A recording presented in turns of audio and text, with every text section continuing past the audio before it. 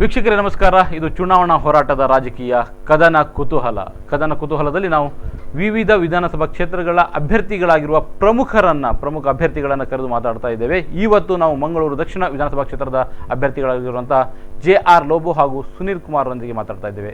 JR Lobo ಅವರೇ, ನಿಮಗೆ ಕಾರ್ಯಕ್ರಮಕ್ಕೆ ಸ್ವಾಗತ. ಹಾಗೆ ಸುನೀಲ್ ಕುಮಾರ್ ಅವರೇ, ನಿಮಗೂ ಕೂಡ ಕಾರ್ಯಕ್ರಮಕ್ಕೆ ಸ್ವಾಗತ ಮಾಡ್ತಾ ಇದ್ದೇನೆ. JR ಲೋಬೋ ಅವರೇ, ಮಂಗಳೂರು ಮಹಾನಗರ ಪಾಲಿಕೆಯ ವ್ಯಾಪ್ತಿಯಲ್ಲಿ ಇರೋದ್ರಿಂದ ನೀವು ಮಾಡುವ ಪ್ರತಿಯೊಂದು ಕೆಲಸ ಅಥವಾ ಮಂಗಳೂರು ಮಹಾನಗರ ಪಾಲಿಕೆಯ ಪ್ರತಿಯೊಂದು ಸಮಸ್ಯೆ ನಿಮ್ಮ ಸಮಸ್ಯೆಯಾಗಿ ಕಾಡ್ತಾ ಇದೆ. ಸೊ ಈ ವಿಷಯದಲ್ಲಿ ಏನು ಹೇಳಲಿಕ್ಕೆ ಬಯಸ್ತೀರಿ? ಯಾಕಂದರೆ ನಾನು ಕಾರ್ಪೊರೇಷನ್ನ ಕಮಿಷನರ್ ಆಗಿರುವಂಥ ಸಮಯದಲ್ಲಿ ಕಾರ್ಪೊರೇಷನ್ನ ನಗರದ ಅಭಿವೃದ್ಧಿಗೆ ಭಾಳಷ್ಟು ನನ್ನ ಪ್ರಯತ್ನವನ್ನು ಹಾಕಿದ್ದೇನೆ. ಹಾಗೆ ನಿರಂತರವಾಗಿ ನಾನು ಆ ಪ್ರಯತ್ನ ಹಾಕಿರುವಾಗ ಆಗಲೂ ಮತ್ತೆ ಕೂಡ ನನ್ನ ಹೆಸರು ಹೆಚ್ಚು ಕಡಿಮೆ ಕಾರ್ಪೊರೇಷನ್ನ ಜೊತೆಯಲ್ಲಿ ಅದು ತುಂಬ ನಂಟಾಗಿಬಿಟ್ಟಿದೆ. ಆದ್ದರಿಂದ ನನಗೇನು ಅದರಲ್ಲಿ ಇದಾಗ ನನಗೆ ಸಂತೋಷನೇ ನಿಜವಾಗಿ. ಯಾಕೆಂದರೆ ಜನ ಒಂದು ನೆನಪಿಟ್ಟಿದ್ದಾರಲ್ಲ ನನ್ನ ಒಂದು ಸೇವೆಯನ್ನು ನಗರ ಪಾಲಿಕೆಗೆ ಕೊಟ್ಟ ಬಗ್ಗೆ. ಬಹುಶಃ ಆ ಕಾರಣದಿಂದ ಮಹಾನಗರ ಪಾಲಿಕೆಯಿಂದ ಹೇಳಿದಾಗ ನನ್ನದು ಹೆಸರು ಕೇಳಿ ಬರ್ತಾ ಇರ್ತದೆ. ADB ಕುಡ್ಸೆಪ್ ಯೋಜನೆ ಜಾರಿಗೆ ಬರೋ ಸಂದರ್ಭದಲ್ಲಿ ನೀವು ಅಧಿಕಾರಿಯಾಗಿದ್ದೀರಿ. ಆದ್ದರಿಂದ ಅದರಲ್ಲಿರೋ ಪ್ರತಿಯೊಂದು ಅವಾಂತರಕ್ಕೂ ನಿಮ್ಮನ್ನೇ ಹೊಣೆಗಾರರನ್ನಾಗಿ ಮಾಡಲಾಗ್ತಾ ಇದೆ. ಇದಕ್ಕೆ ಏನಂತೀರಿ? ನೋಡಿ, ಆರೋಪ ಮಾಡುವುದು ನಮ್ಮ ವಿರೋಧಿಗಳದ್ದು, ಅದು ಅವರದ್ದು ಕರ್ತವ್ಯ, ಅದು ಅವರ ಆರೋಪ ಮಾಡ್ತಾ ಇದ್ದಾರೆ. ಬಟ್ ಆರೋಪಗಳಲ್ಲಿ ಸತ್ಯ ಏನಿದೆ ಎಂಬುದು ಭಾಳ ಪ್ರಮುಖ. ADB ಯೋಜನೆ ಮಂಗಳೂರಿಗೆ ಬರಲಿಕ್ಕೆ ಬಹುಶಃ ಅದರ ಇತಿಹಾಸ ನೋಡಿದರೆ ಪ್ರಮುಖವಾಗಿ ಕಾರಣ ಆ ಸಮಯದಲ್ಲಿ ನಮ್ಮ SK ದಾಸ್ ಅಂತ ಜಿಲ್ಲಾಧಿಕಾರಿಗಳು ಬಹಳ ಹಿಂದೆ ಇದ್ದರು. ಅವರು ಈ ಕರಾವಳಿ ಪ್ರದೇಶದ ಅಭಿವೃದ್ಧಿ ಬಗ್ಗೆ ಒಂದು ರಿಪೋರ್ಟ್ ವರದಿ ತರಿಸಿದರು. ವೀರಪ್ಪ ಮೊಯ್ಲಿಯವರು ಮುಖ್ಯಮಂತ್ರಿಗಳಾಗಿದ್ದರು. ಅವರ ಒಂದು ನೇತೃತ್ವದ ವರದಿ ಆಯಿತು ಅದು. ಮತ್ತು ಆ ಒಂದು ಫಾಲೋಅಪ್ ಆಗಿ ನಮಗೆ ADB ಯೋಜನೆ ಕರಾವಳಿ ನಗರಗಳ ಅಭಿವೃದ್ಧಿಗೆ ಬಂತದು. ಅದು ಬರುವಂಥ ಸಮಯದಲ್ಲಿ ನಾನು ಮಂಗಳೂರು ಮಹಾನಗರ ಪಾಲಿಕೆಯಲ್ಲಿ ಆಯುಕ್ತನಾಗಿದ್ದೆ. ನಮ್ಮಲ್ಲಿ ಕೆಲವರು ಅದಕ್ಕೆ ತಕರಾರು ಎಬ್ಬಿಸಿದರು. ಬಟ್ ನಾನು ಅದನ್ನು ಬಯಕು, ನಮಗೆ ಮಹಾನಗರ ಪಾಲಿಕೆಗೆ ಅಭಿವೃದ್ಧಿ ಆಗಬೇಕಾದ್ರೆ ದೊಡ್ಡ ಯೋಜನೆಗಳು ಬಾರದಿದ್ದರೆ ಅಭಿವೃದ್ಧಿ ಆಗೋದಿಲ್ಲ ಎಂಬ ಕಾರಣಕ್ಕೆ ನಾನು ಅವರಿಗೆ ಸಮಾಧಾನ ಮಾಡಿ ಆ ಯೋಜನೆ ನಮಗೆ ಸಿಗುವ ಹಾಗೆ ಮಾಡಿಕೊಂಡೆವು. ಇವತ್ತಿಗೆ ADB ಯೋಜನೆ ನಮಗೆ ಸುಮಾರು 350 ಕೋಟಿಯಷ್ಟು ಮಂಗಳೂರು ನಗರಕ್ಕೆ ಅದರಲ್ಲಿ ವ್ಯಯ ಆಗಿದೆ. ಒಟ್ಟು 1,000 ಕೋಟಿ ಕರಾವಳಿ ಎಲ್ಲ ನಗರ ಪ್ರದೇಶಗಳಿಗೆ, ಅದರಲ್ಲಿ ಆಯ್ದ ನಗರ ಪ್ರದೇಶಗಳಿಗೆ ನಮಗೆ 350 ಕೋಟಿ. ಅದರಲ್ಲಿ ಒಳಚರಂಡಿ, ಕುಡಿಯುವ ನೀರು, ರಸ್ತೆಗಳು, ಘನತ್ಯಾಜ್ಯ ನಿರ್ವಹಣೆ ಇತ್ಯಾದಿಗಳೆಲ್ಲ ಆಗಿದೆ. ಬಟ್ ನಾನು ಒಂದು ಹೇಳ್ತೇನೆ, ADB ಯೋಜನೆ ಒಂದು ವೇಳೆ ಇಲ್ಲದಿದ್ದರೆ ಇವತ್ತಿಗೆ ನಮಗೆ ಕುಡಿಯುವ ನೀರಿನ ಸಮಸ್ಯೆ ಎಲ್ಲಿಯವರೆಗೆ ಹೋಗ್ತಿತ್ತು ಅಂತ ಹೇಳಲಿಕ್ಕೆ ಆಗೋಲ್ಲ. ನಮಗೆ ಬರೀ 36 MGD ನೀರು ಮಾತ್ರ ಇತ್ತು ನಮ್ಮ ಹತ್ರ. 18 MGD ನೀರು ಮಾತ್ರ ಇತ್ತು ಕೊಳವೆ. ಇಡೀ ಆ ಸಪ್ಲೈಯನ್ನು ದ್ವಿಗುಣಗೊಳಿಸಿದ್ದು ADB ಯೋಜನೆಯಲ್ಲಿ 36 MGD ನೀರು ಇವತ್ತು ನಮಗೆ ನಗರಕ್ಕೆ ಬರ್ತಾ ಇದೆ. ಆ ಕಾರಣ ನಗರ ಇವತ್ತು ಸರ್ವೈವ್ ಆಗಿದೆ ನೀರಿನಲ್ಲಿ. ಇಲ್ಲ ನೀರೇ ಸಿಗ್ತಿರಲಿಲ್ಲ ನಮಗೆ. ಎರಡನೇದು, ಒಳಚರಂಡಿಗೆ ನಾವು ಅದರಲ್ಲಿ ವಿಸ್ತೃತ ಭಾಗದಲ್ಲಿ ಒಳಚರಂಡಿಯನ್ನು ಅದರಲ್ಲಿ ನಾವು ಮಾಡಿದ್ದೀವಿ. ಘನತ್ಯಾಜ್ಯ ನಿರ್ವಹಣೆಗೆ, ರಸ್ತೆಗಳ ಅಭಿವೃದ್ಧಿಗೆ ಇತ್ಯಾದಿಗಳು ಮಾಡಿದ್ದೀವಿ. ನಾನು 2011ರವರೆಗೆ, ಹೌದು 2008ರವರೆಗೆ, ನಾನು 2008-9ರವರೆಗೆ ನಾನು ADBಗೆ ಯೋಜನೆ ನಿರ್ದೇಶಕನಾಗಿದ್ದೆ, ಆಯುಕ್ತನಾಗಿ ನಂತರ ಯೋಜನೆ ನಿರ್ದೇಶಕನಾಗಿದ್ದೆ. ನನ್ನ ಕಾಲದಲ್ಲಿ ಎಲ್ಲ ಕಡೆಯಲ್ಲೂ ಎಲ್ಲ ನಗರಗಳು ಉತ್ತಮವಾಗಿ ಇದು ಅನುಷ್ಠಾನ ಕೂಡ ಆಗಿದೆ. 2008ರಲ್ಲಿ ನಾನು 2008-9ರಲ್ಲಿ ನಾನು ಅದರ ಚಾರ್ಜನ್ನು ಹ್ಯಾಂಡ್ ಓವರ್ ಮಾಡಿದ್ದೀನಿ. ಅಲ್ಲಿಯವರೆಗೆ ನಾನು ಎಲ್ಲ ಕೆಲವೆಲ್ಲ ಪ್ರಾಜೆಕ್ಟ್ಸ್ ಮುಗಿಸಿದ್ದೀನಿ. ಆದರೆ ನಮ್ಮಲ್ಲಿ ಒಳಚರಂಡಿ ಕಾಮಗಾರಿಗಳು ಸುಮಾರು ಟೆಂಡರ್ಗಳೆಲ್ಲ ಬಾಕಿ ಇದ್ದವು. ಆಗ ನಾನು ಬೇರೆ ಇದಕ್ಕೆ ನಾನು ಬೇರೆ ಇದಕ್ಕೆ ಹೋದೆ. ನನ್ನ ಅವಧಿಯಲ್ಲಿ ಎಲ್ಲ ನಗರಗಳಲ್ಲಿ ನಾನು ಸರಿಯಾಗಿ ನೋಡಿ ಅದನ್ನು ವಿಸ್ತರಿತ ಆಗುವಾಗೆ ನೋಡ್ಕೊಂಡಿದ್ದೀನಿ. ನಮಗೆ ಕುಡ್ಸೆಂಪ್ ಯೋಜನೆ ADB ಇದರಲ್ಲಿ ಭಾರತ ಸರ್ಕಾರದಿಂದ ಒಂದು ಪ್ರಶಸ್ತಿ ಕೂಡ ಬಂದಿದೆ, ಬೆಸ್ಟ್ ಇಂಪ್ಲಿಮೆಂಟೆಡ್ ಪ್ರಾಜೆಕ್ಟ್ ಅಂತ. ನಾನು ಈಗ ಏನು ಕೆಲವು ಇವರು ನನ್ನ ವಿರೋಧಿಗಳು ಅದನ್ನು ದೂರ ಹೇಳ್ತಾರಲ್ಲ ಅಥವಾ ವಿಸ್ತೃತವನ್ನು, ಇದೆಲ್ಲ ಆಗಿರೋದು ನಾನು ಬಿಟ್ಟ ನಂತರ. ನಾನು 2008-9ರಲ್ಲಿ ಬಿಟ್ಟಿದ್ದೀನಿ. ನಂತರದ್ದು ಈ ಸುರತ್ಕಲ್ನಲ್ಲಿ ಆಗಲಿ ಎಲ್ಲಾದರೂ 2011, 12, 13ರಲ್ಲಿ ಕಾರ್ಯಗತ ಆಗಿದೆ. ಈಗ ಒಬ್ಬರು ಜಿಲ್ಲಾಧಿಕಾರಿಗಳು ಒಂದು ಜಿಲ್ಲೆಯಲ್ಲಿ ಕೆಲಸ ನಿರ್ವಹಿಸ್ತಾರೆ, ಅವರು ವರ್ಗಾವಣೆ ಆಗ್ತಾರೆ. ಅವರು ವರ್ಗಾವಣೆ ಆಗಿ ನಂತರ ಆಗಿರುವಂಥ ವಿಚಾರ ಆ ಜಿಲ್ಲಾಧಿಕಾರಿಗಳೇ ಹೊಣೆ ಅಂತ ಹೇಳಿದ್ರೆ ಯಾರು ಸರಿ ಆಗ್ತದಾ? ಇವತ್ತಿಗೂ ಅದು ಏನಾದರೂ ಹೆಚ್ಚು ಕಡಿಮೆ ಇದ್ದರೆ ಅದು ನನ್ನ ಪೀರಿಯಡ್ನ ನಂತರ ಅದು ಅನುಷ್ಠಾನ ಆಗಿದ್ದು ಅದರ ಕಾರ್ಯರೂಪಕ್ಕೆ ತಂದದ್ದು ಎಲ್ಲ ನಂತರ. ನಾನು ಇದರಲ್ಲಿ ಮಹಾನಗರ ಪಾಲಿಕೆಯಲ್ಲಿ ನಾನು ಸುಮ್ಮನಾಗಿಬಿಟ್ಟೆ, ಇವರು ಏನು ಸುಮ್ಮನೆ ಮಾತಾಡ್ತಾರಂತ ಅಂಕಿ ಅಂಶ ನನ್ನ ದಾಖಲೆ ಸಮೇತ ನಾನು ಮಹಾನಗರ ಪಾಲಿಕೆಯ ಪರಿಷತ್ ಸಭೆಗೆ ಹೋದಾಗ ನಾನು ಇಟ್ಟಾಗ ಮಾತ್ರ ಇವರು ಬಾಯಿ ಮುಚ್ಚಿ ಕುಳಿತರು ಎಲ್ಲರೂ ವಿರೋಧಿಗಳು. ಇವತ್ತಿಗೂ ನನ್ನ ಹತ್ರ ಇದು ದಾಖಲೆಗಳಿವೆ. 2009ರಲ್ಲಿ ನಾನು ಚಾರ್ಜ್ ಹ್ಯಾಂಡ್ ಓವರ್ ಮಾಡಿದ್ದೀನಿ. ಅದರಲ್ಲಿ 2011ರಲ್ಲಿ 12ರಲ್ಲಿ ಇಂಪ್ಲಿಮೆಂಟ್ ಆಗಿದ್ದಕ್ಕೆ ಲೋಬರವರು ಅಂತ ಹೇಳಿದರೆ ಏನು ಅರ್ಥ ಇದೆ ಇದಕ್ಕೆ? ಯಾಕೆ ಕಣ್ಣು ಇದ್ದು ಕುರುಟ್ರು ಅಷ್ಟೇ ಹೇಳಬೇಕು. ಆದ್ದರಿಂದ ನನಗೆ ಯಾಕೆ ನಾನು ತಪ್ಪು ಮಾಡಿದೆ, ನನಗೆ ಯಾವಾಗಲೂ ಅಳುಕು ಇರಬೇಕು. ನನಗೆ ಯಾವ ಅಳುಕು ಇಲ್ಲ, ಅಥವಾ ಯಾವ ದಾಖಲೆಗಳಲ್ಲೂ ನನಗೆ ಅಳುಕಿಲ್ಲ. ಆದ್ದರಿಂದ ಅದು ಸುಮ್ಮನೆ ಆಗಿಬಿಟ್ರು. ಮತ್ತು ಇಲ್ಲಾದರೆ ಅದನ್ನು ಎಷ್ಟು ದೊಡ್ಡದು ಮಾಡ್ತಿದ್ರೆ ದೇವರಿಗೆ ಗೊತ್ತು. ಸುನೀಲ್ ಕುಮಾರ್ ಅವರೇ, ನೀವು ಹೋರಾಟದ ಹಿನ್ನೆಲೆಯಲ್ಲಿ ಬಂದವರು. ಬಹಳಷ್ಟು ಹೋರಾಟಗಳನ್ನು ನಾವು ಕಂಡಿದ್ದೇವೆ. ಬೀದಿ ವ್ಯಾಪಾರಿಗರ ಪರವಾಗಿ ಹೋರಾಟ ಮಾಡಿದ್ದೀರಿ, ನಿವೇಶನ ರಹಿತರ ಪರವಾಗಿ ಹೋರಾಟ ಮಾಡಿದ್ದೀರಿ, ಕಾರ್ಮಿಕರ ಪರವಾಗಿ ಹೋರಾಟ ಮಾಡಿದ್ದೀರಿ.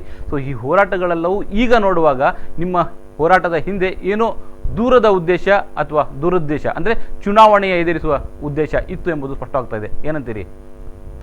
ನೋಡಿ, ಚುನಾವಣೆಯ ದೃಷ್ಟಿವಂತಲ್ಲ, ನಾವು CPIM ಪಾರ್ಟಿ ನಿರಂತರವಾಗಿ ಜನರ ಪ್ರಶ್ನೆಗಳನ್ನು ಎತ್ತಿಕೊಂಡು ಹೋರಾಟ ಮಾಡ್ತಕ್ಕಂಥ ಮತ್ತು ಜನರ ಬದುಕಿಗೆ ಸ್ಪಂದನ ಮಾಡ್ತಕ್ಕಂಥ ಒಂದು ಪಾರ್ಟಿ ಇದೆ CPM ಪಾರ್ಟಿ. ನೀವು ಸ್ವಾತಂತ್ರ್ಯ ಪೂರ್ವದಿಂದಲೂ ಕೂಡ ಇತಿಹಾಸವನ್ನು ತೆಗೆದು ನೋಡಿದಾಗ ಈ ದೇಶಕ್ಕಾಗಿ ಸ್ವಾತಂತ್ರ್ಯಕ್ಕಾಗಿ ಹೋರಾಟ ಮಾಡಿದಂಥ ದೀರ್ಘ ಇತಿಹಾಸ ಇದೆ, ತ್ಯಾಗ ಬಲಿದಾನದ ಪರಂಪರೆ ಇದೆ. ಇವತ್ತಿಗೂ ಕೂಡ ಜನರ ಬೇರೆ ಬೇರೆ ಇಶ್ಯೂಗಳು ಇದ್ದಾಗಲೂ ಕೂಡ ಇವತ್ತು ಹೋರಾಟ ಮಾಡ್ತಕ್ಕಂಥ ಪಾರ್ಟಿ CPM ಪಾರ್ಟಿ. ಇಂಥ ಸಂದರ್ಭದಲ್ಲಿ ಇವತ್ತು ಮಂಗಳೂರಿನ ಸರ್ವಾಂಗೀಣ ಅಭಿವೃದ್ಧಿಯ ಪ್ರಶ್ನೆ ನೋಡಿದಾಗ ನಮಗೆ ಇವತ್ತು ಬಹಳ ಸ್ಪಷ್ಟತೆ ಇದೆ. ಅಭಿವೃದ್ಧಿಯ ಪ್ರಶ್ನೆ ಅಂತ ಹೇಳುವಾಗ ನಮಗೆ ಸ್ಪಷ್ಟತೆ ಇದೆ. ಅದೇ ರೀತಿ ಸೌಹಾರ್ದದ ಪ್ರಶ್ನೆಯಲ್ಲೂ ಕೂಡ ನಮಗೆ ಸ್ಪಷ್ಟತೆ ಇದೆ. ಆದ್ದರಿಂದ CPM ಪಾರ್ಟಿ ಇವತ್ತು ಪ್ರಥಮತವಾಗಿ ಕಂಟೆಸ್ಟ್ ಮಾಡೋದಲ್ಲ, ನಿರಂತರವಾಗಿಯೂ ಕೂಡ CPM ಪಾರ್ಟಿ ಇವತ್ತು ಚುನಾವಣೆಯಲ್ಲಿ ಸ್ಪರ್ಧೆ ಮಾಡಿಕೊಂಡು ಬಂದಿದೆ. ಇವತ್ತು ಕ್ಷೇತ್ರ ಮರುವಿಂಗಡಣೆ ಆಗುವಂಥ ಸಂದರ್ಭದಲ್ಲಿ ಈ ಕ್ಷೇತ್ರ ಆಗಿದ್ದು 3ನೇ ಇಲೆಕ್ಷನ್, ಮಂಗಳೂರು ದಕ್ಷಿಣ ಕ್ಷೇತ್ರ ಅಂತ ಆಗಿ ಇದು 3ನೇ ಇಲೆಕ್ಷನ್. 3 ಇಲೆಕ್ಷನ್ ಅಲ್ಲೂ ಕೂಡ CPM ಸ್ಪರ್ಧೆ ಮಾಡಿದೆ. ಈ ಸಂದರ್ಭದಲ್ಲಿ CPM ಪಾರ್ಟಿ ನನ್ನನ್ನು ಇವತ್ತು ಆಯ್ಕೆ ಮಾಡಿದೆ. ಈಗಾಗಲೇ ನಾವು 4 ಕ್ಷೇತ್ರಗಳಲ್ಲಿ ನಾವು ದಕ್ಷಿಣ ಕನ್ನಡ ಜಿಲ್ಲೆಯಲ್ಲಿ ಸ್ಪರ್ಧೆ ಮಾಡ್ತಾ ಇದ್ದೇವೆ. ಮಂಗಳೂರು ದಕ್ಷಿಣ, ಮಂಗಳೂರು ಉತ್ತರ ಮತ್ತು ಮುಲ್ಕಿ ಮೂಡಬಿದ್ರೆ, ಈ 4 ಕ್ಷೇತ್ರದಲ್ಲಿ CPM ಸ್ಪರ್ಧೆ ಮಾಡ್ತಾ ಇದೆ. ಇವತ್ತು ಜನರ ಮಧ್ಯನೂ ಕೂಡ CPM ಪಕ್ಷದ ಬಗ್ಗೆ ಒಂದು ಒಲವಿದೆ. ಹಾಗೆ ನೀವು ಅಂದರೆ ಹೋರಾಟ ಮಾಡಿಕೊಂಡು ಬಂದವರು, ಹೋರಾಟದ ಇದು ನಿಮಗೆ ಮತಗಳಾಗಿ ಪರಿವರ್ತನೆ ಆಗ್ತದೆ ಅಂತ ಏನಾದ್ರು ಭ್ರಮೆಯಲ್ಲಿ ಏನಾದ್ರು ಇದ್ದೀರಾ ಅಂತ? ನೀವು ನಮಗೆ ಕೇವಲ ಭ್ರಮೆ ಅಂತಲ್ಲ, ಈ ಸಲ ಖಂಡಿತವೂ ಆಗುತ್ತೆ. ಯಾಕಂದ್ರೆ ನಮ್ಮ ಹೋರಾಟಗಳು ಕೇವಲ ಒಂದು ಇದಕ್ಕೆ ಮಾತ್ರ ಸೀಮಿತ ಅಲ್ಲ, ಜನರ ಹೃದಯಗಳನ್ನು ಗೆಲ್ಲಲಿಕ್ಕೆ ನಮಗೆ ಸಾಧ್ಯತೆ ಆಗಿದೆ. ಮತ್ತು ಆ ಹೋರಾಟಗಳಲ್ಲಿ ನಾವು ಯಶಸ್ಸನ್ನು ಕೂಡ ಕಂಡಿದ್ದೇವೆ. ಇವತ್ತು ಮಂಗಳೂರಿನ ರಾಜಕೀಯವನ್ನು ನೀವು ನೋಡಿದಾಗ BJP ಮತ್ತು ಕಾಂಗ್ರೆಸ್ ಈ 2 ಪಕ್ಷಗಳ ಬಗ್ಗೆ ಇವತ್ತು ಭ್ರಮ ನಿರಸನ ಆಗಿದೆ ಜನರಿಗೆ. ಬಟ್ ದೊಡ್ಡ ಮಟ್ಟದ ಭ್ರಮ ನಿರಸನ ಆಗಿದೆ. ವೀಕ್ಷಕರೇ, ಕದನ ಕುತೂಹಲದಲ್ಲಿ ಚರ್ಚೆ ಮುಂದುವರಿತದೆ. ಅದಕ್ಕಿಂತ ಮೊದಲು ಸಣ್ಣ ವಿರಾಮ.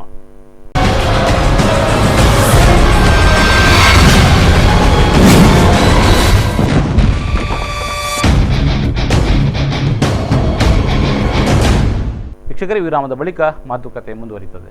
ADB ಕುಣಸೆಂಟ್ ಯೋಜನೆಯಲ್ಲಿ ಆಗಿರುವ ಈಗಿನ ಅವಾಂತರವನ್ನು ಸರಿಪಡಿಸುವ ಜವಾಬ್ದಾರಿ, ಹೊಣೆಗಾರಿಕೆ ನಿಮ್ಮ ಮೇಲಿದೆ ಎಂಬುದನ್ನು ಒಪ್ಕೊಳ್ತೀರಾ? ಇಲ್ಲ, ನನ್ನ ಪ್ರದೇಶ ಅಲ್ವೇ ಅಲ್ಲ ಅದು. ನನ್ನ ಕ್ಷೇತ್ರದಲ್ಲಿ ಆದರೆ ಖಂಡಿತ ನಾನು ಮಾಡ್ತೀನಿ. ನನ್ನ ಇದು ಅಲ್ವೇ ಅಲ್ಲ ಅದು. ನನ್ನ ಶಾಸಕ ಮಿತ್ರರಾದ ಮೈದಿನ್ ಬಾವರ ಏರಿಯಾ, ಅವರು ಯಾವುದು ಯೋಜನೆಯಲ್ಲಿ ಸರಿಪಡಿಸುವುದೋ ಅದು ಅವ್ರು ಮಾಡಬೇಕು, ನಾನೇನು ಮಾಡಲಿಕ್ಕೆ ಆಗೋಲ್ಲ. ಮಂಗಳೂರು ಮಹಾನಗರ ಪಾಲಿಕೆಯ ಕೆಲಸಗಳಲ್ಲಿ ಶಾಸಕರಾಗಿರುವವರ ಪಾತ್ರ ಎಷ್ಟು? ಈ ಬಗ್ಗೆ ಏನು ಹೇಳ್ತೀರಿ? ನೋಡಿ, ನಾವೆಲ್ಲ ಸಲಹೆಗಳನ್ನು ಕೊಡ್ಬೋದು, ಅನುದಾನಗಳನ್ನು ತರಬಹುದು. ಅನುದಾನಗಳನ್ನು ತಂದು ನಗರಕ್ಕೆ ಕೊಡ್ಬೋದು. ಅದನ್ನು ಅನುಷ್ಠಾನಗೊಳಿಸುವ ಕೆಲಸ ಅಧಿಕಾರಿಗಳು. ಅನುಷ್ಠಾನ ಮಾಡದಿದ್ದಾಗ ನಾವು ರಿವ್ಯೂ ಮಾಡ್ಬೋದು, ಚಾಟಿ ಬೀಸ್ಬೋದು, ಎಲ್ಲ ಮಾಡ್ಬೋದು. ನಾವು ಹೇಗೆಂದರೆ ಕುದುರೆಯನ್ನು ಎಳ್ಕೊಂಡು ನೀರಿನವರೆಗೆ ಕೊಂಡೊಯ್ಯುವಂಥ ಜವಾಬ್ದಾರಿ ಮಾಡ್ಬೋದು. ಆದರೆ ಆ ಕುದುರೆಗೆ ನೀರು ಕುಡಿಸುವುದು ಉಂಟಲ್ಲ, ಅದಕ್ಕೆ ಎಷ್ಟೋ ಕಷ್ಟ. ಅಂಥ ಕೆಲಸ ಪರಿಸ್ಥಿತಿ ಬರ್ತದೆ. ಅಧಿಕಾರಿಗಳು ನೀವು ಎಷ್ಟು ಚಾಟಿ ಹೇಳಿದರೂ ಆಗೋದಿಲ್ಲ. ಈಗ ಶಾಸಕರು ನಮ್ಮ ಹತ್ರ ಎಕ್ಸಿಕ್ಯೂಟಿವ್, ನೀವು ಸರಿಯಾಗಿ ಪರಿಶೀಲನೆ ನೋಡಿದರೆ ನಮ್ಮ ಹತ್ರ ಎಕ್ಸಿಕ್ಯೂಟಿವ್ ಪವರ್ಸ್ ಇಲ್ಲ. ಶಾಸಕರು ಇವತ್ತಿಗೆ ನಾವು ನಮ್ಮ ಕ್ಷೇತ್ರ ಅಥವಾ ಕಾರ್ಯಕ್ಷೇತ್ರವನ್ನು ಮೀರಿ ನಾವು ಅದನ್ನು ಅನುಷ್ಠಾನಕ್ಕೆ ಪ್ರಯತ್ನ ಮಾಡ್ತೀವಿ ಹೊರತು ಶಾಸಕರಂದರೆ ನಿಜವಾಗಿ ಶಾಸನಸಭೆಯಲ್ಲಿ ಶಾಸನ ಮಾಡುವವರು. ಅದಲ್ಲದೆ ಎಕ್ಸಿಕ್ಯೂಟಿವ್ ಮಾಡಲಿಕ್ಕಿಲ್ಲ. ಇವತ್ತಿಗೆ ಏನಾಗಿದೆ, ಅಧಿಕಾರಿಗಳು ಕೆಲಸ ನಿರ್ವಹಿಸದಿದ್ದರೆ ನಾವೇ ಅದರ ಹಿಂದ್ಗಡೆ ಎಕ್ಸಿಕ್ಯೂಷನ್ಗೆ ಕೂಡ ಇಳಿಬೇಕು. ಇದು ಆ್ಯಕ್ಚುಲಿ ತಪ್ಪದು. ಆದರೆ ಅದು ಆಗದಿದ್ದಾಗೂ ಶಾಸಕರನ್ನೇ ಜವಾಬ್ದಾರಿ ಮಾಡೋದು ಅದು ತಪ್ಪು. ನಾವು ರಿವ್ಯೂ ಮಾಡ್ಬೋದು, ಅದನ್ನು ಪರಿಶೀಲನೆ ಮಾಡ್ಬೋದು, ಹೇಳ್ಬೋದು, ತಪ್ಪು ಮಾಡ್ತೀವಿ ಅಂತ ಹೇಳ್ಬೋದು, ಅನುಷ್ಠಾನ ಮಾಡಬೇಕು ಅಂತ ಒತ್ತಡ ಹಾಕ್ಬೋದು. ಅದಕ್ಕಿಂತ ಜಾಸ್ತಿ ಶಾಸಕರು ಏನು ಮಾಡಲಿಕ್ಕಾಗುತ್ತೆ? ನಾವೇನು ಅವ್ರನ್ನ ಸಸ್ಪೆಂಡ್ ಮಾಡಲಿಕ್ಕೆ? ಮಂತ್ರಿಗಳಾದರೆ ನಿಮ್ಮ ಹತ್ರ ಎಕ್ಸಿಕ್ಯೂಟಿವ್ ಪವರ್ಸ್ ಇದೆ. ಡಿಸ್ಟ್ರಿಕ್ಟ್ ಮಿನಿಸ್ಟ್ರಾ ಅಥವಾ ಸಂಬಂಧಿತ ಇಲಾಖಾ ಸಚಿವರ, ಆಗ ನಿಮ್ಮ ಹತ್ರ ಎಕ್ಸಿಕ್ಯೂಟಿವ್ ಪವರ್ಸ್ ಇದೆ, ಸಸ್ಪೆಂಡ್ ಮಾಡ್ಬೋದು. ಬಟ್ ಶಾಸಕರು ಆ ರೀತಿ ಮಾಡಲಿಕ್ಕಾಗೋಲ್ಲ. ನಾವು ಅವರಿಗೆ ಪ್ರಯತ್ನ ಮಾಡ್ಬೋದು. ಈವನ್ ಏನಾದರೂ ಕೂಡ ಮೀಟಿಂಗ್ನಲ್ಲಿ ನಾವು ಮೇಲಧಿಕಾರಿ ನೋಡಿ ನಿಮ್ಮ ಅಧಿಕಾರಿಗಳು ಕೆಲಸ ಮಾಡೋಲ್ಲ ಅಂತ ಹೇಳ್ಬೋದು ಹೊರತು ಮಾಡಿ ಅಂತ ಒತ್ತಡ ಹಾಕ್ಬೋದು ಹೊರತು ಇಲ್ಲವಾದರೆ ಮತ್ತೆ ಕೆಲವು ಶಾಸಕರು ಮಾಡ್ತಾರೆ, ಅನ್ಪಾರ್ಲಿಮೆಂಟ್ರಿ ವರ್ಡ್ಸ್ ಯೂಸ್ ಮಾಡಿ ಬೈತಾರೆ. ಆಗ ಅದನ್ನು ನಾಚಿಕೆ ಮಾಡಿ ಪಡೆದು ಮಾಡ್ತಾರೆ. ಅದು ನಾವು ಮಾಡಲಿಕ್ಕಾಗೋಲ್ಲ. ಇಲ್ಲಿ ಮಂಗಳೂರು ದಕ್ಷಿಣ ವಿಧಾನಸಭಾ ಕ್ಷೇತ್ರದಲ್ಲಿ ನಿಮಗೆ ಗೆಲುವು ಸಾಧ್ಯ ಇಲ್ಲ ಎಂಬ ಗೊತ್ತಿದೆ. ಆದರೂ ಕೂಡ ನೀವು ಸ್ಪರ್ಧೆಯಲ್ಲಿದ್ದೀರಿ. ಇದರ ಅರ್ಥ ಬಿಜೆಪಿಗೆ ಅನುಕೂಲ ಮಾಡಿಕೊಡಲಿಕ್ಕೆ ನೀವು ಸ್ಪರ್ಧೆಯಲ್ಲಿದ್ದೀರಿ. ನೋಡಿ, ಇದು ಕಾಂಗ್ರೆಸ್ ಪಕ್ಷದ ಕುತಂತ್ರಗಳು ಈ ರೀತಿಯ ಕೀಳು ಮಟ್ಟದ ರಾಜಕೀಯವನ್ನು ಮಾಡ್ತಾ ಇದ್ದಾರೆ. ಯಾಕಂದ್ರೆ ಬಿಜೆಪಿಯ ವಿರುದ್ಧ ಇಡೀ ದೇಶದಲ್ಲಿ ಸೈದ್ಧಾಂತಿಕವಾದಂತಹ ಹೋರಾಟಗಳನ್ನು ಮಾಡಿಕೊಂಡು ಇವತ್ತು ತ್ಯಾಗ ಬಲಿದಾನದ ಪರಂಪರೆ ಸಿಪಿಎಂ ಪಕ್ಷಕ್ಕೆ ಮಾತ್ರನೇ, ಕಾಂಗ್ರೆಸ್ಗಲ್ಲ. ಯಾಕಂದ್ರೆ ಇವತ್ತು ಕಾಂಗ್ರೆಸ್ ಬಿಜೆಪಿನ ಕತೆ ನೋಡಿ, ಬಿಜೆಪಿ ಇವತ್ತು ಕಠಿಣ ಹಿಂದುತ್ವವನ್ನು ಪ್ರತಿಪಾದನೆ ಮಾಡಿದರೆ ಜಾತ್ಯತೀತ ಪಕ್ಷವಾಗಿ ಅಂತ ಹೇಳ್ಕೊಳ್ತಕ್ಕಂಥ ಕಾಂಗ್ರೆಸ್ಸಿಗರು ಇವತ್ತು ಮೃದು ಹಿಂದುತ್ವವನ್ನು ಪಾಲನೆ ಮಾಡ್ತಾ ಇದ್ದಾರೆ. ಮಂಗಳೂರು ದಕ್ಷಿಣ ವಿಧಾನಸಭಾ ಕ್ಷೇತ್ರ ವ್ಯಾಪ್ತಿಯಲ್ಲಿ ಸಣ್ಣದು, ಆದರೆ ಜನಸಂಖ್ಯೆಗೆ ಹೋಲಿಸಿದರೆ ದೊಡ್ಡ ಜವಾಬ್ದಾರಿ ಕೆಲಸ ಅಂತ ಅನಿಸ್ತದೆ. ನೀವು ಇದನ್ನು ಹೇಗೆ ನಿಭಾಯಿಸಿದಿರಿ? ಖಂಡಿತವಾಗಿ ನೋಡಿ, ನಗರದ್ದು ಉಂಟಲ್ಲ, ಇದು ಬಹಳ ಕಾಂಪ್ಲೆಕ್ಸ್ ಏರಿಯಾ ಆಫ್ ವರ್ಕಿಂಗ್. ನಾನು ಹೇಳೋದಾದರೆ, ಈಗ ಒಂದು ಗ್ರಾಮೀಣ ಪ್ರದೇಶ ಆದರೆ ವ್ಯಾಪ್ತಿ ತುಂಬ ಇರ್ತದೆ, ಜನಸಂಖ್ಯೆ ಕಡಿಮೆ ಇರ್ತದೆ. ಒಂದು ವ್ಯಾಪ್ತಿ ಅಲ್ಲಿ ನಿಮಗೆ ರಸ್ತೆಗಳು ಮಾಡಿದರೆ, ಸ್ವಲ್ಪ ಕುಡಿಯುವ ನೀರು ಅವಕಾಶ ಮಾಡಿಕೊಟ್ರೆ ಅಲ್ಲಿ ಸಮಸ್ಯೆಗಳು ಮುಗಿದೋದು. ಬೇರೆ ಏನು ಬೇಡ, ಅವ್ರು ಕೇಳೋದು ರಸ್ತೆಗಳು, ಬೇರೆ ಏನು ಸಮಸ್ಯೆ ಕೇಳೋದಿಲ್ಲ ಅವರು. ಆದರೆ ಇಲ್ಲಿ ಆ ರೀತಿ ಅಲ್ಲ. ಇಲ್ಲಿಯ ನಮಗೆ ನಗರದಲ್ಲಿರುವಂಥ ವ್ಯಾಪ್ತಿಗಳೇ ಬೇರೆ. ಇಲ್ಲಿ ನಿಮಗೆ ರಸ್ತೆಗಳು ಕೊಡಬೇಕು, ಫುಟ್ಪಾತ್ಗಳು ಮಾಡಬೇಕು, ಕುಡಿಯುವ ನೀರು ಕೊಡಬೇಕು, ಒಳಚರಂಡಿ ಕೊಡಬೇಕು, ಕಸ ತೆಗೆಸಿ ಘನತ್ಯಾಜ್ಯ ನಿರ್ವಹಣೆ ಮಾಡಿಸಬೇಕು, ನಿಮಗೆ ಕಸಾಯಿಖಾನೆಗಳನ್ನು ಮಾಡಿಸಬೇಕು, ನಿಮಗೆ ಬರಿಯಲ್ ಗ್ರೌಂಡ್ಸು ಇದನ್ನು ಮಾಡಬೇಕು, ಇದಕ್ಕೆ ದೆನ್ ಪಾರ್ಕ್ಗಳ ನಿರ್ವಹಣೆ ಮಾಡಬೇಕು, ದಾರಿದೀಪ ಮಾಡಬೇಕು, ನಿಮ್ಮ ಟ್ರಾಫಿಕ್ ಇದು ನೋಡ್ಕೊಳ್ಬೇಕು, ಲಾ ಆ್ಯಂಡ್ ಆರ್ಡರ್ ನೋಡಬೇಕು ಒಳಗಡೆ. ಅಂದರೆ ಅದು ಅಲ್ಲದೆ ಕೇಂದ್ರ ಸ್ಥಾನ ಆಗಿರೋದ್ರಿಂದ ನಗರದಲ್ಲಿ ಜಿಲ್ಲೆಯ ಎಲ್ಲ ಪ್ರಮುಖ ಕಚೇರಿಗಳು ಕೂಡ ಇಲ್ಲಿ ಇರ್ತವೆ. ಆದ್ದರಿಂದ ಇಲ್ಲಿ ಕಚೇರಿಗಳು ಸರಿಯಾಗಿ ಕೆಲಸ ನಿರ್ವಹಿಸಿದಾಗ ಅದು ಕೂಡ ನಮ್ಮ ಮೇಲೇ ಬಂದುಬಿಡ್ತದೆ. ಅಂದರೆ ಒಂದು ಕೇಂದ್ರ ಸ್ಥಾನದಲ್ಲಿರುವ ಶಾಸಕರಿಗೆ ಇಟ್ಸ್ ಅ ಕಾಂಪ್ಲೆಕ್ಸ್ ಮಲ್ಟಿಫೇರಿಯಸ್ ಸಮಸ್ಯೆಗಳು. ಆ ಪೋರ್ಟು, ಫಿಶರೀಸ್, ಇದೆಲ್ಲ ಯಾವುದೋ ಗ್ರಾಮೀಣ ಪ್ರದೇಶದಲ್ಲಿ. ಮತ್ತು ಜನಸಂಖ್ಯೆ ಜಾಸ್ತಿ. ನನ್ನ ಕ್ಷೇತ್ರದಲ್ಲಿ ಈಗ ನನಗೆ ಫಾರ್ ಎಕ್ಸಾಂಪಲ್ ನನಗೆ 2,40,000 ಮ್ಯಾಕ್ಸಿಮಮ್ ವೋಟರ್ಸ್ ಇದ್ದಾರೆ. ಅಂದರೆ ಯಾವಾಗ ಜನರು ಜಾಸ್ತಿ ಇರ್ತದ ಸಮಸ್ಯೆಗಳು ಜಾಸ್ತಿ. ಜನರು ಅಂದರೆ ಸಮಸ್ಯೆಗಳು ಇರ್ತವೆಲ್ಲ, ಸಮಸ್ಯೆಗಳು ಜಾಸ್ತಿ. ಆದ್ದರಿಂದ ನಗರ ಪ್ರದೇಶದ್ದು ಇದು ಕೆಲಸ ನಿರ್ವಹಣೆ ಮಾಡೋದುಂಟಲ್ಲ, ಇಟ್ ಈಸ್ ಒಂದು ಮಲ್ಟಿ ಡೈಮೆನ್ಷನಲ್ ನಾವು ಥಿಂಕ್ ಮಾಡಬೇಕಾಗ್ತದೆ. ಮತ್ತು ಒಂದು ನಿಮಿಷ ಪುರ್ಸೊತ್ತು ನಾವು ತೆಕ್ಕೊಳ್ಳಿಕ್ಕೆ ಆಗೋಲ್ಲ. ಯಾವ ಸಮಸ್ಯೆ ಯಾವ ಕಡೆಯಿಂದ ಯಾವ ಗಳಿಗೆಯಲ್ಲಿ ಬರ್ತದೆ ಅಂತ ಹೇಳಿ ಯಾವಾಗಲೂ ಚುನಾವಣೆ ನಡೆಯುವಾಗ ಆಡಳಿತ ವಿರೋಧಿ ಅಲೆ ಎಂಬುದಿರ್ತದೆ. ಕಳೆದ ಚುನಾವಣೆಯಲ್ಲೂ ಕೂಡ ನೀವು ಗೆದ್ದಿರುವುದು ಆಡಳಿತ ವಿರೋಧಿ ಅಲೆಯ ಕಾರಣದಿಂದಾಗಿಯೇ ಎಂಬುದು ಒಂದಾದರೆ, ಈ ಬಾರಿಯೂ ಕೂಡ ಅಂತ ಅಲೆಯ ಭಯ ನಿಮಗೇನಾದರೂ ಇದೆಯಾ? ಆಡಳಿತ ವಿರೋಧಿ ಅಲೆ BJP ಆಡಳಿತ ಮೇಲೆ ಇತ್ತು. ಈ ಸಾರಿ ಸಿದ್ದರಾಮಯ್ಯ ಅವರ ನೇತೃತ್ವದಲ್ಲಿ ಇಷ್ಟೊಂದು ಉತ್ತಮ ಆಡಳಿತವನ್ನು ಕರ್ನಾಟಕದಲ್ಲಿ ಕೊಟ್ಟಿದೆ. ಈ ಸಾರಿ ಆಡಳಿತ ವಿರೋಧಿ ಅಲ್ಲ, ಆಡಳಿತ ಪರ ಅಲೆ ಇದೆ. ನಾನೊಂದು ಚಿಕ್ಕ ಎಕ್ಸಾಂಪಲ್ ಹೇಳ್ತೀನಿ. ಕೆಲವು ದಿವಸಗಳ ಹಿಂದೆ ನಾನು ಬೆಂಗಳೂರಿನಿಂದ ಮಂಗಳೂರಿಗೆ ವಿಮಾನದಲ್ಲಿ ಪ್ರಯಾಣ ಮಾಡ್ತಿದ್ದೆ. ನನ್ನ ಪಕ್ಕದಲ್ಲಿ ಬಿಹಾರಿನ ಒಬ್ಬರು ಡಾಕ್ಟರ್, ಅವರು ಟಾಟಾ ಜಮ್ಶೆದ್ಪುರ್ ಟಾಟಾ ಐರನ್ ಆ್ಯಂಡ್ ಸ್ಟೀಲ್ನಲ್ಲಿ ಆ ಹಾಸ್ಪಿಟ್ಲ್ನಲ್ಲಿ ವಾಸ್ ಎ ಇದು ಸ್ಪೆಷಲಿಸ್ಟ್. ಅವರು ಟ್ರಾವೆಲ್ ಮಾಡ್ತಾರೆ. ಅವರು ಮಣಿಪಾಲ್ಗೆ ಹೋಗುವವರು, ಮಣಿಪಾಲ್ ಇದಕ್ಕೆ ಅವರು ಟ್ರಾವೆಲ್ ಮಾಡ್ತಾಯಿದ್ರು. ಹೀಗೆ ನಾವು ಮಾತಾಡ್ತಾಗ ಅವರು ಒಂದು ಮಾತು ಹೀಗೆ ಬಿಹಾರ, ಕರ್ನಾಟಕ ದೇಶ ಇದೆಲ್ಲ ಕಂಪ್ಯಾರಿಸನ್ಗೆ ಬಂತು. ದೆನ್ ಒಂದು ಮಾತು ಅವ್ರು ಹೇಳಿದರು, ನಾನೇನು ಅವರಿಗೆ ಪ್ರಚೋದನೆ ಮಾಡಿಲ್ಲ, ಹೇಳಿಲ್ಲ. ಅವ್ರು ಹೇಳಿದರು, Karnataka is heaven, Karnataka is heaven. ನಮ್ಗೆ ಗೊತ್ತಿಲ್ಲ ಯಾವಾಗ ನಾವು ಕರ್ನಾಟಕದ ಹಾಗೆ ಆಗ್ತೀವಿ, ನನಗೆ ಗೊತ್ತಾಗ್ತಾ ಇಲ್ಲ. ಬಟ್ ನನ್ನ ಮಗಳು ಬೆಂಗಳೂರಿನಲ್ಲಿ ಓದ್ತಾಳೆ, ಅಲ್ಲ ಕೆಲಸ ಮಾಡ್ತಾಳೆ. ನಾನು ಮಣಿಪಾಲದಲ್ಲಿ ಇಷ್ಟು ಸಂಪರ್ಕ ಇಟ್ಕೊಂಡಿದ್ದೀನಿ. ನನ್ನ ಮಗ ಸಹ ಇಲ್ಲಿ ಇದು ಮೆಡಿಕಲ್ ಓದ್ತಾನೆ. ಬಟ್ ನನ್ನ ಇಷ್ಟು ಸಂಪ್ರದಾಯ ಸೀನ್ ಕರ್ನಾಟಕ ಇಸ್ ಹೆವನ್. ನನಗೆ ಅವ್ರು ಹೇಳುವಾಗ ಎಷ್ಟು ಹೆಮ್ಮೆ ಆಯಿತು. ಸೊ ಎಲ್ಲಿದೆ ವಿರೋಧಿ ಅಲೆ? There is not even a single word of criticism against our government. ಇವರು ವಿರೋಧ ಪಕ್ಷಗಳು ಮಾತಾಡ್ತಾರೆ, ಅದು ಅವರಿಗೆ ಕರ್ತವ್ಯ, ಅವರು ಮಾಡ್ತಾರೆ. ಬಟ್ ಜನ ಹೇಳಬೇಕಲ್ಲ. JR ಲೋಬೋರ್ ಅವರು ಶಾಸಕರಾಗಿ ಬಹಳಷ್ಟು ಕೆಲಸ ಮಾಡಿರಬಹುದು, ಆದರೆ ಪಕ್ಷದ ವಿಷಯದಲ್ಲಿ ಬಂದಾಗ ಅವರು ಸಂಘಟನೆಗೆ ಒಂದಿಷ್ಟು ಕೊಡುಗೆ ಕೊಟ್ಟಿಲ್ಲ. ಪಕ್ಷದ ವಿಷಯದಲ್ಲಿ, ಸಂಘಟನೆ ವಿಷಯದಲ್ಲಿ ಏನು ಕೊಡುಗೆ ಕೊಡಬೇಕು? ನಾನು ನನ್ನ ಕ್ಷೇತ್ರದ ಪಕ್ಷದ ಸಂಘಟನೆಯಲ್ಲಿ ನನ್ನ ಸಂಪೂರ್ಣವಾಗಿ ತೊಡಗಿಸಿದ್ದೀನಿ.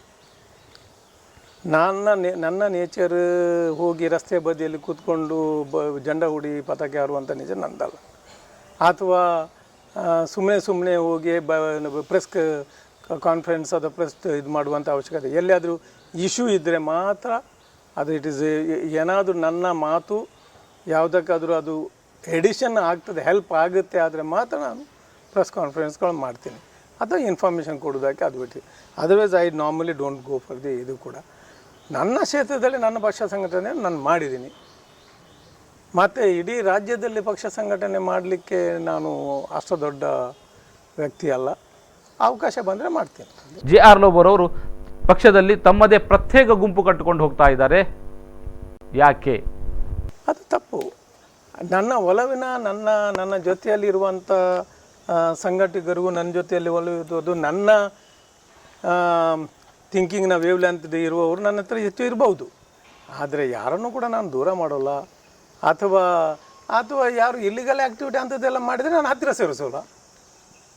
ಆಗ ಅವರು ಹೇಳ್ಬೋದು, ಏನು ನಮಗೆ ದ್ಯಾಟ್ ಈಸ್ ಕ್ವೈಟ್ ನ್ಯಾಚುರಲ್. ವೀಕ್ಷಕರೇ, ಕದನ ಕುತೂಹಲದಲ್ಲಿ ಚರ್ಚೆ ಮುಂದುವರಿತದೆ. ಅದಕ್ಕಿಂತ ಮೊದಲು ಸಣ್ಣ ವಿರಾಮ.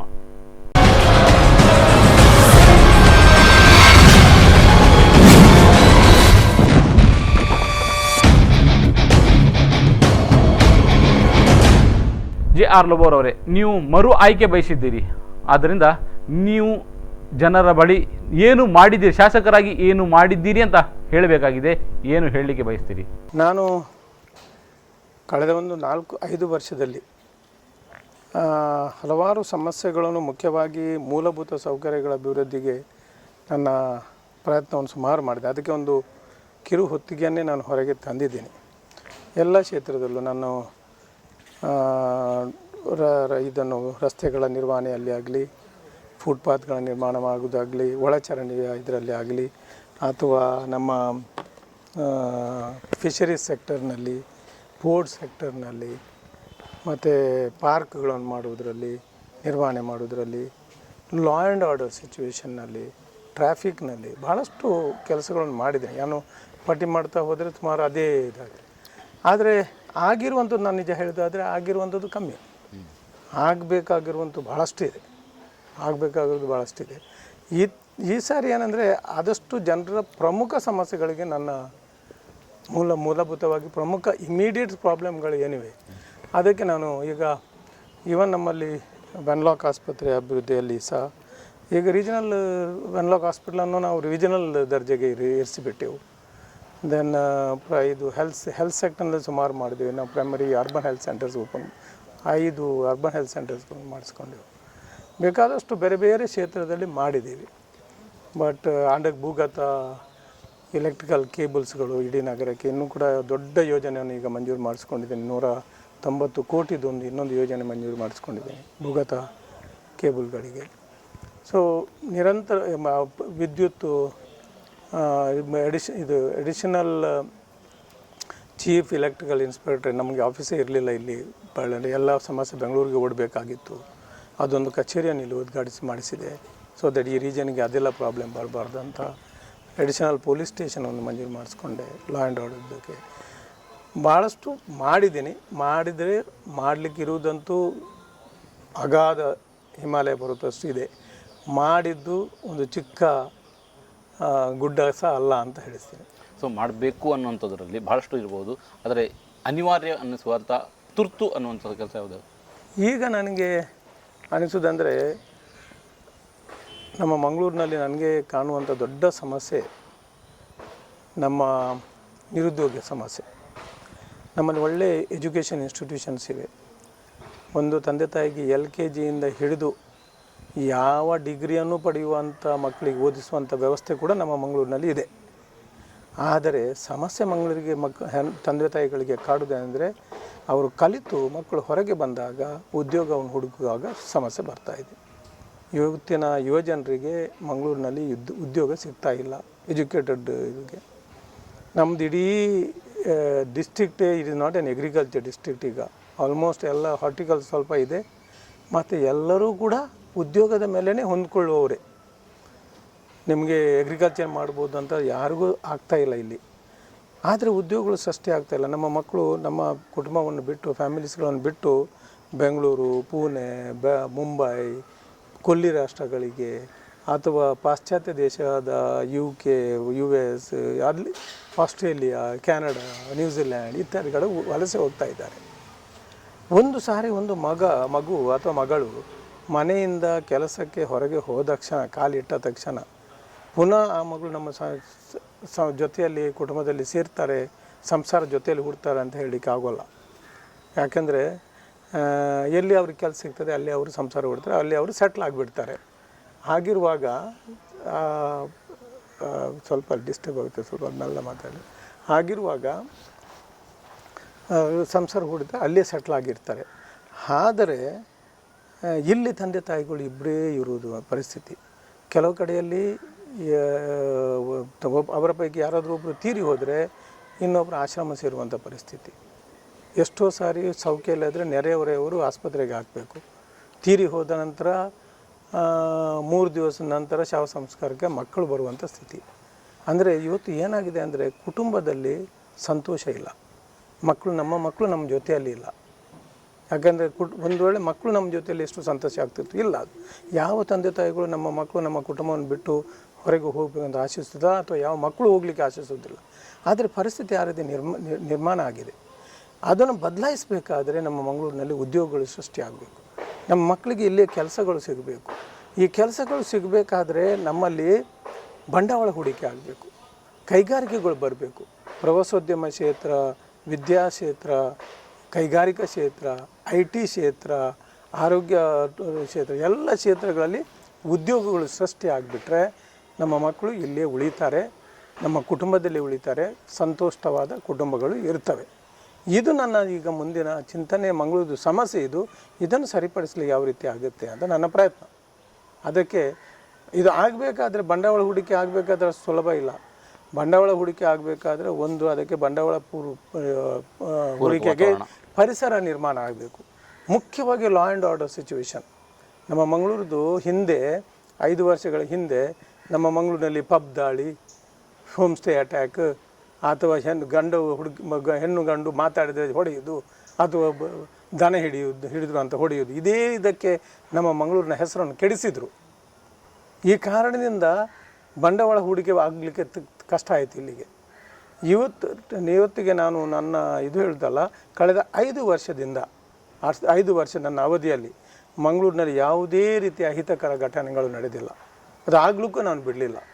ನಾವು ನಮ್ಮ ಜಿಲ್ಲಾಡಳಿತ ಆಗಲಿ, ನಮ್ಮ ಪೊಲೀಸ್ ಇಲಾಖೆ ಅಧಿಕಾರಿಗಳು ಅವ್ರ ಹತ್ರ ನಾವು ಅವ್ರಿಗೆ ಅವರು ನಿಷ್ಠುರವಾಗಿ ಇಂಥದ್ರಲ್ಲಿ ಕ್ರಮ ತಗೊಳ್ಳಿ ಎಂಬುದೇ ನನ್ನ ಕೂಡ ಸೂಚನೆಗಳು ಮತ್ತು ನನ್ನ ಬೆಂಬಲ. ಆ ಕಾರಣದಿಂದ ನಮಗೆ ನನ್ನ ಕ್ಷೇತ್ರದಲ್ಲಿ ಯಾವುದೇ ಅಹಿತಕರ ಘಟನೆ ಆಗಿಲ್ಲ. ಆ ರೀತಿಯ ಒಂದು ವಾತಾವರಣವನ್ನು ನಾವು ಕಾಪಾಡಿಕೊಂಡು ಬಂದರೆ ಮುಂದಕ್ಕೆ ಬಂಡವಾಳ ಹೂಡಿಕೆ ನಮಗೆ ಆಗ್ತದೆ. ಅದು ನನ್ನದು ಪ್ರಯತ್ನ. ಮತ್ತು ಕೆಲವು ಪ್ರವಾಸೋದ್ಯಮ ತಾಣಗಳನ್ನು ನಾವು ಅಭಿವೃದ್ಧಿ ಮಾಡಬೇಕು. ದೊಡ್ಡದು ಅಭಿವೃದ್ಧಿ ಆದರೆ ಈಗ ನಾವು river front development, fisheries development, port development, ಅದರ ನಂತರ ನಮ್ಮ ಲಕ್ಷದ್ವೀಪದ ಹತ್ರ ವಾಣಿಜ್ಯ ವೃದ್ಧಿ, ಇದನ್ನೆಲ್ಲ ನಾವು ಮಾಡಿದರೆ ದೆನ್ ಆಟೋಮೆಟಿಕ್ಕಾಗಿ ನಮಗೆ ಬಂಡವಾಳ ಹೂಡಿಕೆ ಇಲ್ಲಿ ಬರ್ತದೆ, ಉದ್ಯೋಗಗಳು ಸೃಷ್ಟಿಯಾಗ್ತವೆ, ನಮ್ಮ ಸಮಸ್ಯೆ ಸಾಧ್ಯವಾದ ಮಟ್ಟಿಗೆ ಕಡಿಮೆ ಆಗ್ತದೆ. ಮತ್ತು IT ಕ್ಷೇತ್ರ ಇಸ್ ಇಂಪಾರ್ಟೆಂಟ್ ಕ್ಷೇತ್ರ ನಮಗೆ. ಬೆಂಗಳೂರು ಬಿಟ್ಟರೆ ಮಂಗಳೂರಿನಲ್ಲಿಗೆ ಇರುವಷ್ಟು ಒಂದು ಅವಕಾಶ IT ಹೂಡಿಕೆ ಬರಲಿಕ್ಕೆ ಬೇರೆ ಎಲ್ಲೂ ಇಲ್ಲ. ಯಾಕಂದರೆ ಇಷ್ಟೊಂದು ನಮ್ಮ ಹತ್ರ ಸಂಪನ್ಮೂಲ ಇದೆ, ಮಾನವ ಸಂಪನ್ಮೂಲ ಇದೆ, ದ ಟೆಕ್ನಿಕಲ್ ಫೋರ್ಸ್ ಇದೆ, ಎಜುಕೇಟೆಡ್ ಪೀಪಲ್ ಇದ್ದಾರೆ, ಇಂಟೆಲಿಜೆಂಟ್ ಪೀಪಲ್ ಆರ್ ದೇರ್. ಇಲ್ಲಿ ಇದ್ದಷ್ಟು ಅವಕಾಶ ಬೇರೆ ಕಡೆ ಇಲ್ಲ. ಆದರೆ ಅದು ಯಾಕೋ ಹಿಂದೆ ಬಿದ್ದಿದೆ, ಅದನ್ನು ನಾವು ಹೇಳ್ಕೊಂಡು ತರಬೇಕು. ಇದೇ ನನ್ನ ಉದ್ದೇಶ. ಈಗ ಹೇಳ್ಬೋದು 5 ವರ್ಷ ನಾನು ಏನು ಪೂರ ಮಾಡಲಿಕ್ಕೆ ಆಗೋಲ್ಲ. ಒಂದು ಪರಿಸರ ನಿರ್ಮಾಣ ಮಾಡಬೇಕು. ಯಾವುದು ಬಂಡವಾಳ ಈ 5 ವರ್ಷದ ಹಿಂದೆ ಇಷ್ಟು ಕೆಡಿಸಿ ಬಿಟ್ಟಿದ್ದೀರಲ್ಲ ಎಲ್ಲ ಹೆಸರು, ಅದನ್ನು ಸರಿಪಡಿಸೋದೇ ಆಯ್ತಲ್ಲ ನಮಗೆ. ಈಗ ನಾವು ಒಂದು ಜನರಿಗೆ ಧೈರ್ಯ ಭರವಸೆ ಮಂಗಳೂರಿನಲ್ಲಿ ಹೂಡಿಕೆ ಮಾಡ್ಬೋದು. ಮೊನ್ನೆ ನನ್ನ ಹತ್ರ ಸ್ವಲ್ಪ ದಿವಸಗಳಿಗೆ ಒಂದು 6 ತಿಂಗಳ ಮೊದಲು ಜಾಪನೀಸ್ ಎಂಬೆಸಿಯ ಜಪಾನ್ ಎಂಬೆಸಿಯ ಫಸ್ಟ್ ಎಕನಾಮಿಕ್ ಸೆಕ್ರೆಟ್ರಿ ಅವ್ರು ನನ್ನ ಹತ್ರ ಬಂದಿದ್ರು ಇಲ್ಲಿ ಮಂಗಳೂರಿಗೆ ಅಪಾಯಿಂಟ್ಮೆಂಟ್ ತಗೊಂಡು. ಹೇಗೆ ಅಂತ ಇದೇ ಡಿಸ್ಕಷನಿಗೆ, ಹೌ ಇಸ್ ದ ಸಿಚುವೇಶನ್, ಇನ್ವೆಸ್ಟ್ಮೆಂಟಿಗೆ ಹೇಗೆ ಇದೆ ಅಂತ ನಿಯರ್ಲಿ 25 ಮಿನಿಟ್ಸ್ ಅವರು ನನ್ನ ಜೊತೆಯಲ್ಲಿ ಮಾತಾಡಿದ್ದಾರೆ. ಮಂಗಳೂರಿನಲ್ಲಿ ಯಾವ ರೀತಿಯಲ್ಲಿ ಇದೆ ಅಂತ. ಈಗ ನಾಡ್ದು ನಮ್ಮ the first deputy councillor general Australia ಅವರು ಕೂಡ ನನ್ನ ಹತ್ರ ಅಪಾಯಿಂಟ್ಮೆಂಟ್ ಕೇಳಿದ್ದಾರೆ to discuss about the Mangalore, how it is, what is the law and order situation ಹೇಗೆ. ಸಿ ದಟ್ ಮೀನ್ಸ್ ದೀಸ್ ಎಂಬೆಸಿಸ್ನವರದ್ದು ಕಣ್ಣು ಮಂಗಳೂರಿನ ಮೇಲೆ ಇದೆ, ಅದನ್ನು ನಾವು ಎನ್ಕ್ಯಾಶ್ ಮಾಡಬೇಕು. ಇವತ್ತಿಗೆ ಒಂದು NGO ಒಂದು ಅವರ ಅಧ್ಯಯನದಲ್ಲಿ ಮೊನ್ನೆ ಹೊರಗೆ ತಂದರು ವರದಿಯನ್ನು. ಮಂಗಳೂರು ನಗರ ವಿಶ್ವದಲ್ಲಿ the most safest and safest liveable city is the sixth most safest liveable city ಅಂತ ಅಧ್ಯಯನದಲ್ಲಿ ವರದಿ ಕೊಟ್ಟಿದ್ದಾರೆ. C we are proud of it. 5th is Singapore, next is Mangalore. ಇಡೀ ದೇಶದಲ್ಲೇ ನಮ್ಮ ಮಂಗಳೂರು ಪ್ರಥಮದಲ್ಲಿದೆ, ಏಷ್ಯಾದಲ್ಲಿ ಪ್ರಥಮದಲ್ಲಿದೆ, ವಿಶ್ವದಲ್ಲಿ 6ನೇ ಸ್ಥಾನದಲ್ಲಿದೆ. ಅಂದರೆ ಯಾವುದು ಇಂಟರ್ನ್ಯಾಷನಲ್ ಒಂದು ಏಜೆನ್ಸಿ ಆ ರೀತಿ ಅಧ್ಯಯನ ಮಾಡಿ ವರದಿ ಕೊಡುವಾಗ ಸುಮ್ಮನೆ ಕೊಡೋಲ್ಲ. ಅದು ಕೊಟ್ಟರೆ ಹಾಗೆ ಬಂದಿರುವ ಕಾರಣದಿಂದ ಈ ಬೇರೆ ಬೇರೆ ಎಂಬೆಸಿಸ್ಗಳ ಕಣ್ಣುಗಳು ಕೂಡ ಇಲ್ಲಿಗೆ ಇದೆ. ಹಾಗಿರುವಾಗ ನಾವು ಅದನ್ನು ಉಳಿಸ್ಕೊಳ್ಬೇಕು, ಬೆಳೆಸ್ಕೊಳ್ಬೇಕು, ಅದರ ಫಲವನ್ನು ನಮ್ಮ ಯುವ ಜನತೆಗೆ ಕೊಡಬೇಕು. That is my whole dream. Next I am concentrating on that. ಇವತ್ತು ಮಂಗಳೂರಿನಲ್ಲಿ ಯುವ ಜನರು ಆ ಕಡೆ ಈ ಕಡೆ ಎಲ್ಲ ಕಡೆಯಲ್ಲಿ ಇದ್ದರೆ it is so nice. Second thing, business ನೋಡಿ, ಈಗ ನಿಮಗೆ ಈ ಎಲ್ಲ ಸೆಕ್ಟರ್ ಡೆವಲಪ್ ಆಗ್ತದೆ. ಎ ಕಾಮನ್ ಮ್ಯಾನ್ ಕೂಡ ಆಲ್ಸೋ ಬೆನಿಫಿಟ್. ಒಬ್ಬ ಪೇಪರ್ ಮಾರುವವನಿಗೆ ಲಾಭ, ಒಬ್ಬ ಚಹಾ ಮಾರುವವನಿಗೆ ಸಹ ಲಾಭ, ಒಬ್ಬ ಆಟೋ ಡ್ರೈವರಿಗೆ ಲಾಭ, ಒಬ್ಬ ಟ್ಯಾಕ್ಸಿ ಡ್ರೈವರಿಗೆ ಲಾಭ, ಹೋಟೆಲ್ನ ಎವ್ರಿಬಡಿ ಈಸ್ ಬೆನಿಫಿಟ್ ನೋಡಿ ಡೆವಲಪ್ ಆದರೆ. ಅಂಥ ಒಂದು ಚಿಂತನೆ ನಾವು ತಗೊಳ್ಳಿ. That is my whole dream. ಅಂದರೆ ನಿಮ್ಮ ಮರು ಆಯ್ಕೆ ಅನಿವಾರ್ಯ ಅಂತ ನೀವು ಮತದಾರರಿಗೆ ಹೇಳ್ತಾ ಇದ್ದೀರಿ? ಅನಿವಾರ್ಯ ಅಂತ ನಾನು ಹೇಳ್ತಾ ಇಲ್ಲ. ನಾನು ಆಯ್ಕೆ ಆದರೆ ನನ್ನದು ಫೋಕಸ್ ಅದು ಅಂತ ಹೇಳ್ತೇನೆ. ಆಯ್ಕೆ ಮಾಡೋದು ಜನರಿಗೆ ಮತ್ತು ಭಗವಂತನಿಗೆ ಬಿಟ್ಟದ್ದು. ಬಟ್ ನನಗೆ ಕೊಟ್ಟರೆ ದಟ್ ಈಸ್ ಮೈ ರೆಸ್ಪಾನ್ಸಿಬಿಲಿಟಿ ಅಂತ ನಾನು ಚಿಂತಿಸಿದ್ದೇನೆ. ವೀಕ್ಷಕರೇ, ಕದನ ಕುತೂಹಲದಲ್ಲಿ ಚರ್ಚೆ ಮುಂದುವರಿತದೆ. ಅದಕ್ಕಿಂತ ಮೊದಲು ಸಣ್ಣ ವಿರಾಮ.